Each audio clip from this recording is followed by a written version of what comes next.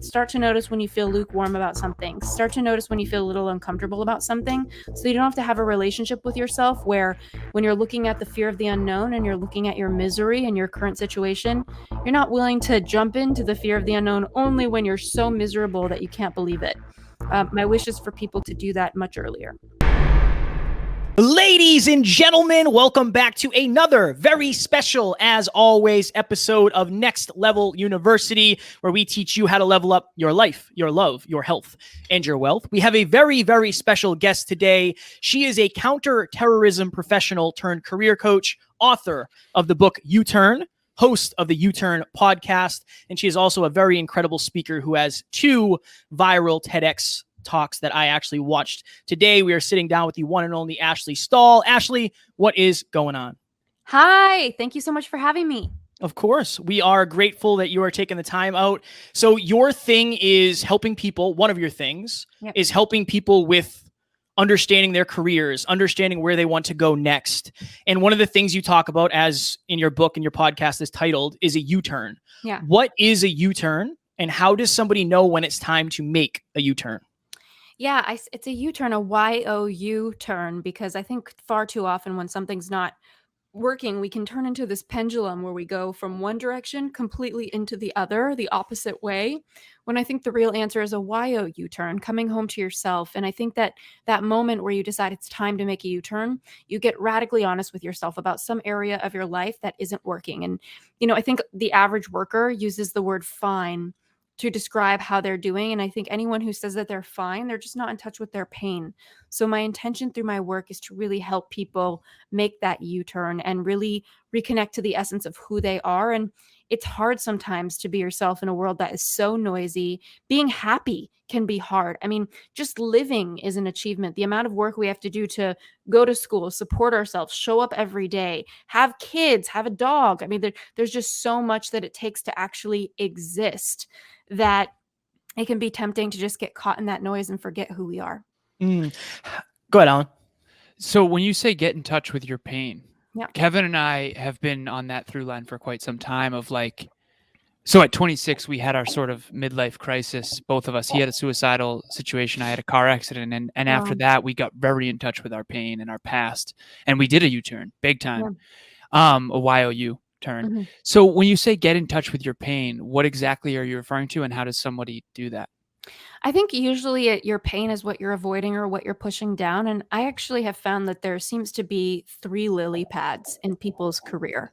The first lily pad is they don't love what they're doing and they don't want to find out what else they could be doing because it's too inconvenient, and they don't want to unravel their life or quote unquote start over, which I don't really ever believe you're fully starting over. And so I think the most of the workforce stays there.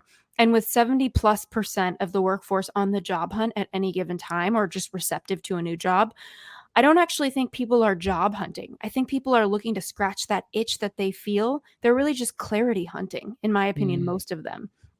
The second lily pad is where I try to get people with my work, which is knowing what their gift is. And that's why my message is don't do what you love, do what you are. And that kind of radiates through my book, through my podcast. I'm really about looking at who are you, so that you don't have to push a river, you don't have to push a mountain. Instead, you can, thrive in the workforce, in the workplace by just being you. And the people who make it to that second lily pad are people who have really decided that they're going to figure out what their gift is, and they're going to go on an experimental, iterative journey to get that answer. Because as growing, breathing organisms, we are changing all the time. And that's why it doesn't really make sense to have a linear career, because as beings, we are not linear. Our purpose moves, it changes. And so my responsibility in my work is, how can I get people to that second lily pad where they know what their skills are, they know what their gifts are? Because what happens when you're there is you start to iterate with the universe. What happens is that you start to get opportunities, because people in the workforce are not used to other people being awesome at what they do. A lot of people are misplaced in their career. When you see someone who's thriving, who's making an impact, who's amazing at what they're doing, they're clicked in. And what comes from that is opportunities, because people see greatness. So when you're clicked in like that, your world starts to become a game of yes or no. You start to get people who notice you and say, hey, you're great at this, whatever that skill is that you're using. Can you do that? Can you do this? Can you do that? And your world becomes yes, no, yes, no. And through that, you get an opportunity. And not everyone goes there to get to that third lily pad, which I find is about dharma. It's a soul mission, the higher level of creation. And the only time I've ever experienced that was when I was writing my book about career clarity and how to figure out what you want to do. And I will say that, now that I've been to what I like to call the place where you create from this flow state that I've never quite accessed until writing this book, now it takes one to know one. I watch TV and I can see leaders like Kobe Bryant, I could Oh see my goodness. Yes. he's in the place. Unbelievable. How intelligent is that man? Yeah. I'm so grateful you said that. Yeah. Go ahead. Sorry. No, exactly. So the three. And my hope is just to at least get people to that second one where they know who they are, what their gifts are, and how to show up in the workforce or into their business with that, so that they can give themselves a ticket into opportunities and into choice. Ashley, because one of the things that I read in your book was you have 1 million plus downloads on your podcast, 500,000 plus people on your email list, TEDx talks, thousands of clients, book deal, but you still said, like, I still am terrified. Like, some days I feel like I don't have anything figured out and I don't know any of it.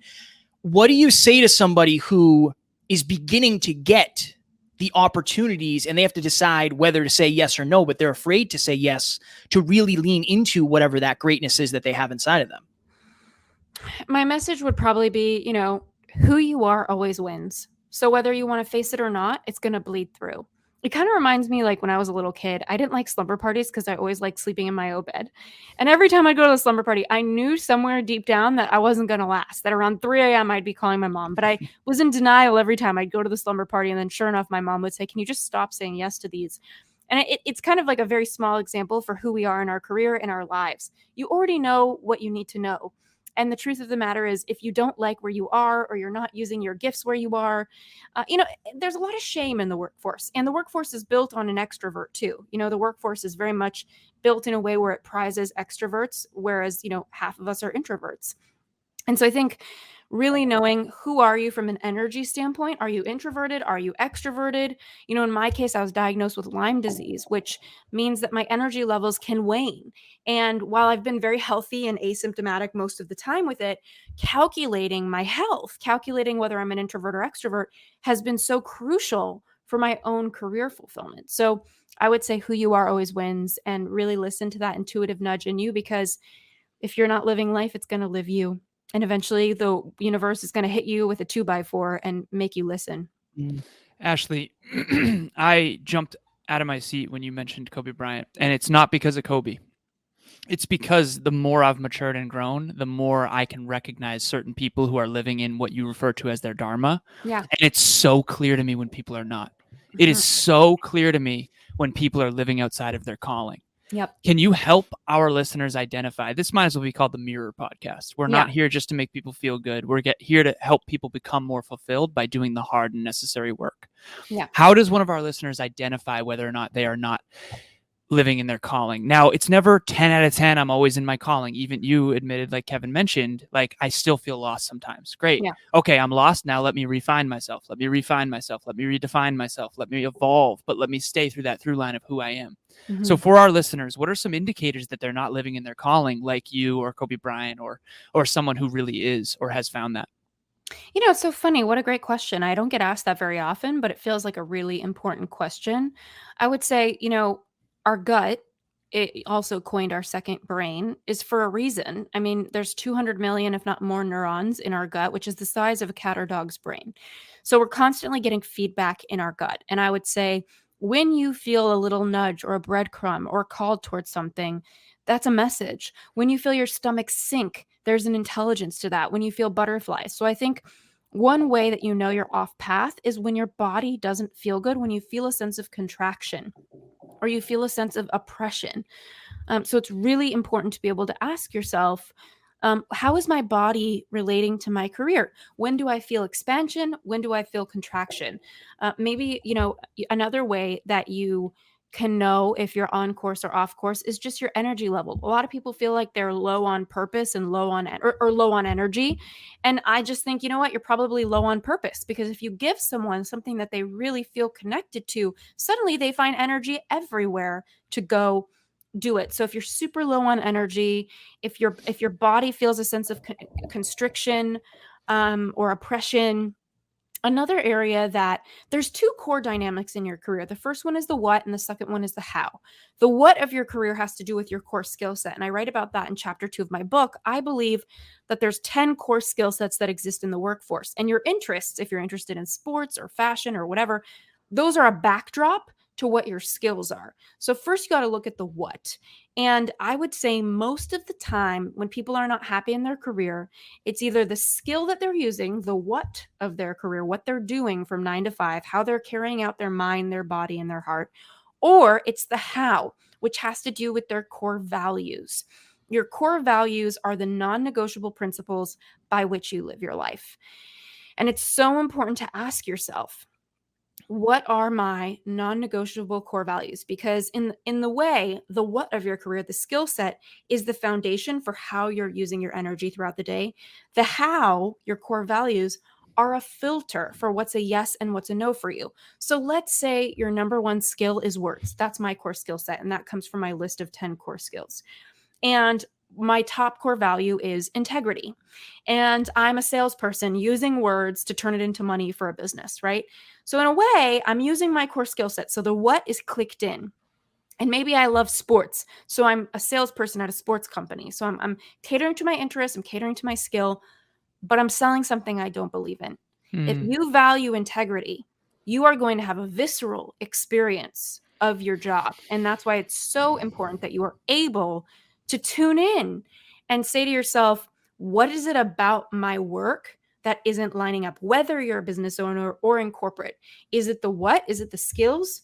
Or is it the how? Is it your values that are being violated? And, one of the mistakes that people tend to make in their career is they're too aspirational with their values. I had a client one-on-one. She was a lawyer, and she was so vibrant and fun to work with. But what I will say is she chose her core value to be peace. And I laughed with her. I said, I've got to be candid with you. You're not a peaceful person. That's not like what's emanating off of you. You're a lot of really good things, but that's not it. And it was so important for her to realize that, because it would have sent her off course for her to be, thinking that she could, just be this peaceful person and make decisions based on how peaceful something was. So we ended up talking about how she values novelty, and that was a better filter for her yeses and her nos in her career choices. Wow. Ashley, that was fire. It's like mind blowing. What do you think? We did a live podcast last night on fulfillment. Yeah.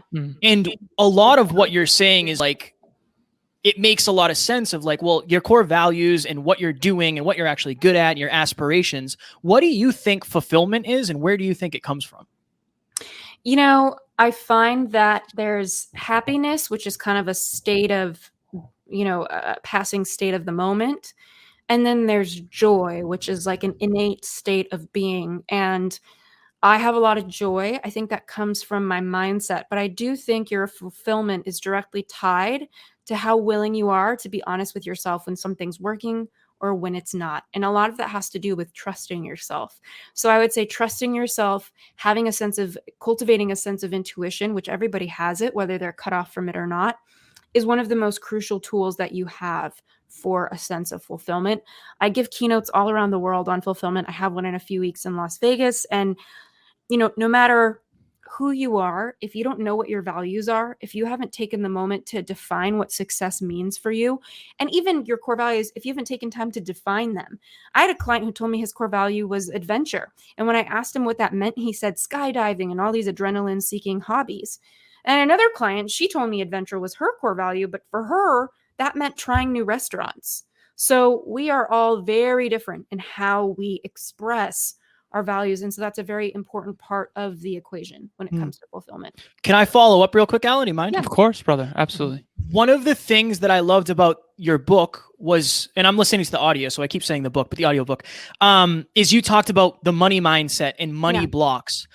I know for Alan and definitely myself, one of the reasons I struggled with leaving my job so much is because I was making 6 figures with no college degree. And I had this story in my mind about how I would never make that again. And that translated into sales and all this other stuff. From your coaching, from your studies, from your research, what have you seen when it comes to money mindsets? Like, what are the most common? Where do they come from? And how does that manifest in somebody's reality? Hi, my name is David London, and I'm the host of the Deskbound Therapy podcast. I've been working with Alan and Kevin for the last 2 months with both business coaching and podcast coaching, and I've seen tremendous value and growth, not only in my business, but in my personal life and in my relationships, because their coaching has taught me to focus on so much more than just the business itself. It's really helped me level up, and every time things are going well, they really continually push me to reach the next level, and I definitely recommend working with them. They're such great people to work together. I have both met them personally, in person at a live event, and gotten the opportunity to work with them closely online and communicate with them. And I listen to the podcast every day, so I definitely recommend checking out the podcast. Check out their business coaching or their, even just life coaching if you want to level up your mindset and your game and just be happier and healthier. Definitely recommend both Alan and Kevin at Next Level University. Well, look, we come into the world and our thermostat inside with money is set by our parents. It's set by the conversations we overhear. It's set by the experiences that we witness. I had a dad who worked super hard and built a company and had to make the really hard decision to close the doors when things weren't working out in the 1990s. And at a young age, I watched him suffer with money. So what I learned was that the pursuit of money can kill you. I literally believed as a little kid that earning money, it can kill you, and the stress. And I had a competing belief with it because I also saw that the fun that we used to have in my family kind of stopped for a while when he lost his money. So the belief was you need to have money to have fun, but if you go get it, it's going to kill you. So speaking out of both sides of my mouth in a way when it came to money. So the question that I would have for anybody listening is, what is your thermostat looking like from your parents? What were the conversations like in your household about money?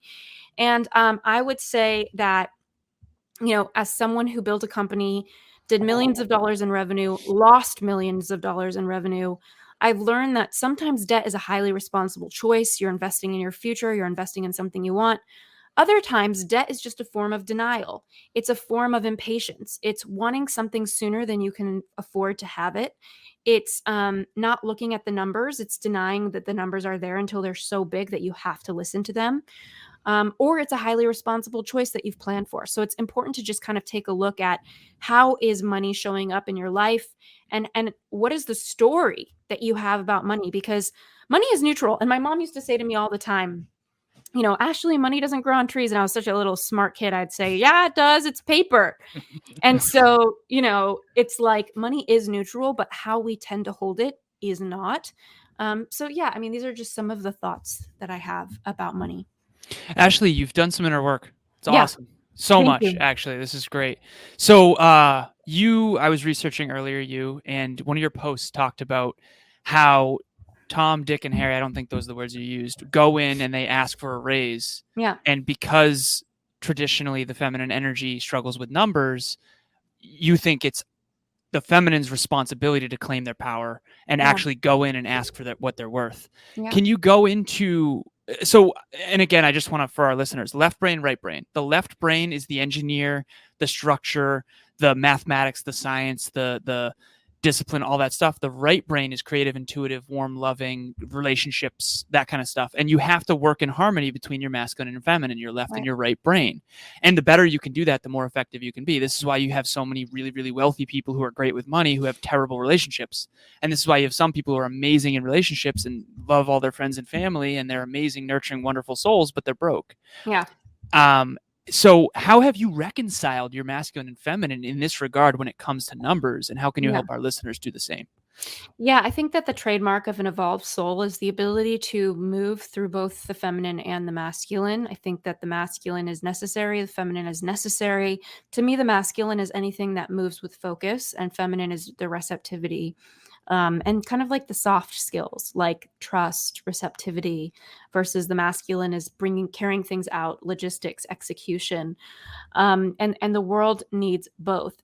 When it comes to money, it's your responsibility to educate yourself. And, like I said earlier, if you're not living life, it's living you.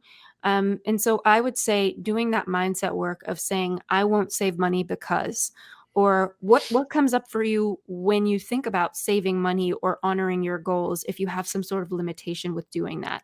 What comes up for you with spending if you tend to be a super saver and you don't like to spend? You'd ask me what dynamics I see.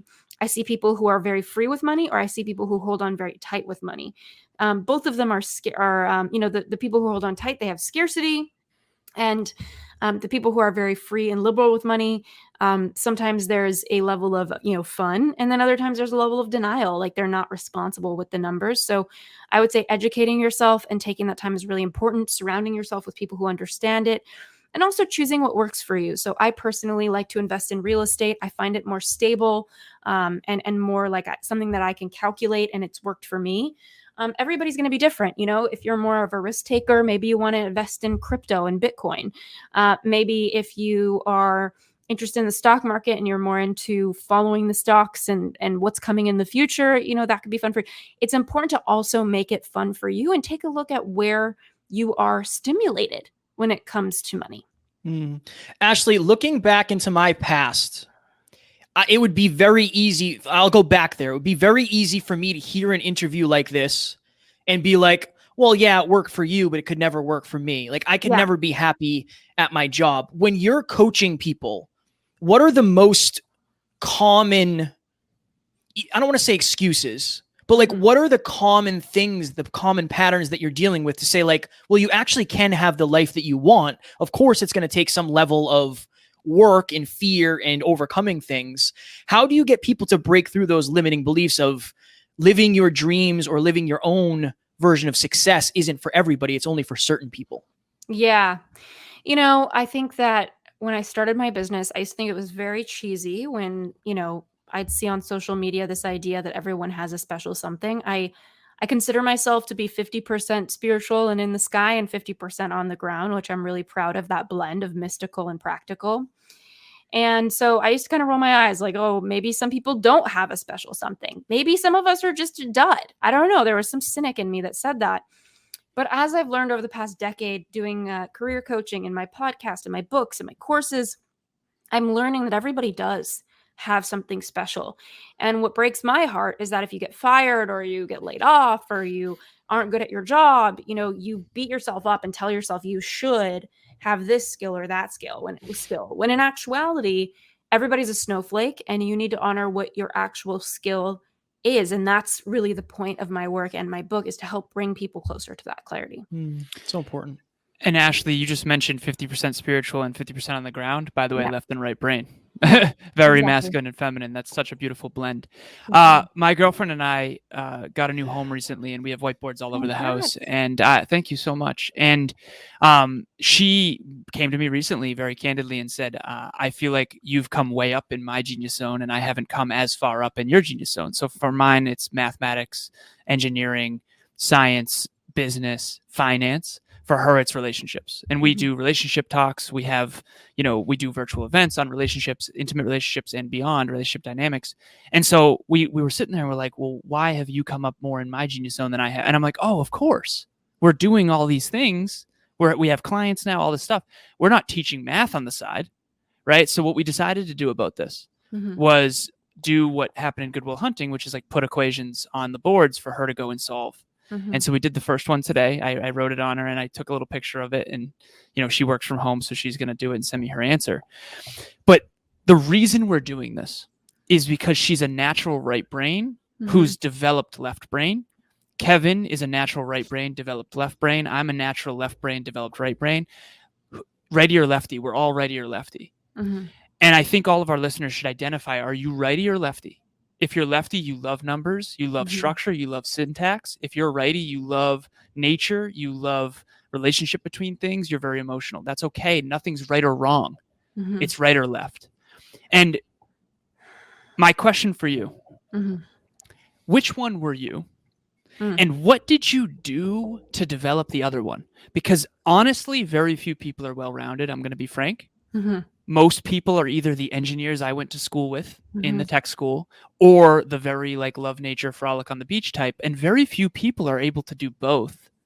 Can you go into why that is and what you did to actually become so in harmony with both genius zones?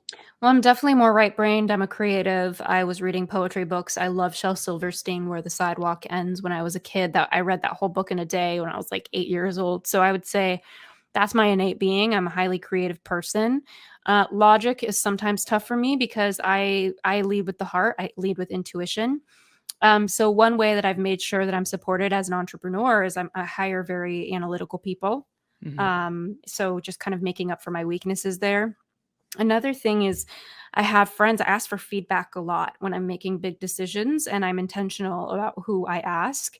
And it's tough for me not to feel defensive sometimes because people who are analytical thinkers are so on the opposite side of the spectrum from how I think. And I've also accepted myself. I'm not really a numbers person, so I'm just surrounded by people who are good at numbers, so that when I go on one of my entrepreneurial benders and I want to do some crazy idea and put a bunch of revenue towards it, I'm getting text messages from my bookkeeper saying that I'm, lost my mind and I need to stop now. So I'm supporting myself in that way. Ashley, would you be where you are today if you didn't have people who love numbers in your corner? No, absolutely not. I mean, I made a real mess of a business and fixed it. And I'm so grateful for that experience. I wouldn't change it. But when my first course came out over the course of a few months, we made millions of dollars in revenue. And it was really a crazy experience. I'd never made money like that before. And then I lost it all because I wasn't calculating the numbers. I wasn't calculating my expenses. And it's really helped me form who I am. And I think the question that I would have for anyone is, how much pain do you need to learn? And my wish for anybody listening is to go from needing a hot, steamy pain to like a lukewarm pain. Start to notice when you feel lukewarm about something. Start to notice when you feel a little uncomfortable about something. So you don't have to have a relationship with yourself where when you're looking at the fear of the unknown and you're looking at your misery and your current situation, you're not willing to jump into the fear of the unknown only when you're so miserable that you can't believe it. My wish is for people to do that much earlier. Beautifully said. All right, last thing before we let you go, Ashley. You talked in the book about the thing that you wish you didn't know. When it comes to like making a change, there's a thing that you wish you didn't know. Can you just talk about that a little bit? And last question, what is one thing right now you're dealing with that you wish you didn't know? Yeah, I would say the question that I like to ask myself when I journal, the question that I like to ask clients is, what do you know that you wish you didn't? I think it's a really important question because there's something that we're always avoiding, whether it's a health issue or whether it's a relationship. As far as what do I know that I wish I didn't know? I just moved to New York, and so far I definitely am enjoying it, but I don't necessarily know if I see myself here. And I don't like that I know that because it feels silly that I just kind of like moved all of my stuff somewhere, and deep down I'm like, I don't know if this is my place, but I don't know if it's not yet. So yeah, that's like a kind of inconvenient knowing where I'm like, am I gonna have to pack my stuff up again next year? But I will if that's what I need to do. And just to clarify for our listeners, that if you knew deep down that it's not the place to live, but yet you kept telling yourself a story, I just packed all my stuff, what will people think? That's your ego. Right. And it's like and you've worked on your ego tremendously, by the way, it's obvious. And I do think you probably had one as a young person and really through massive pain got rid of that thing. So good for you. It's very impressive.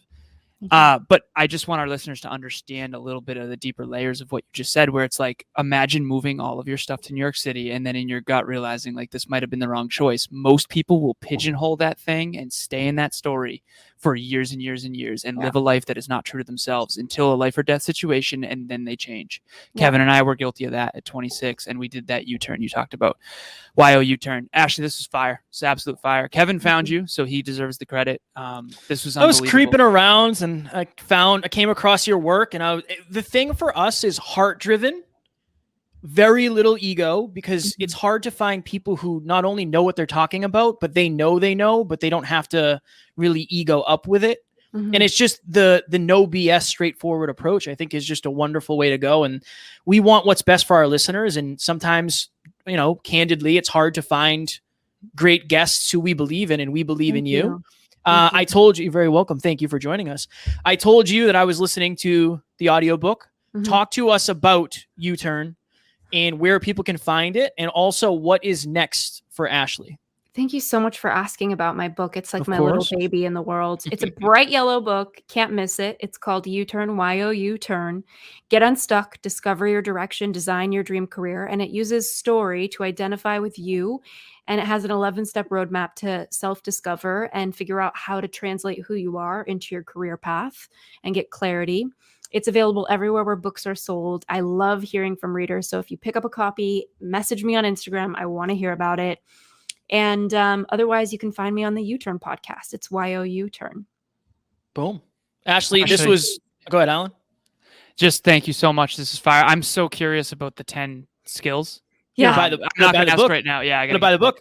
I'm so curious. One of them is words. I know that. So Yes. we'll just leave it there. I want to know which one mine are. But hell yes. Thank you so much for coming on, Ashley. Truly, it's been very hard to find great guests, and this was a great guest. Thank you. Strong work, Kev.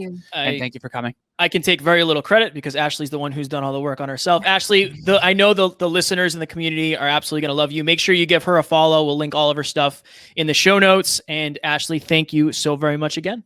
Thank you. Talk soon.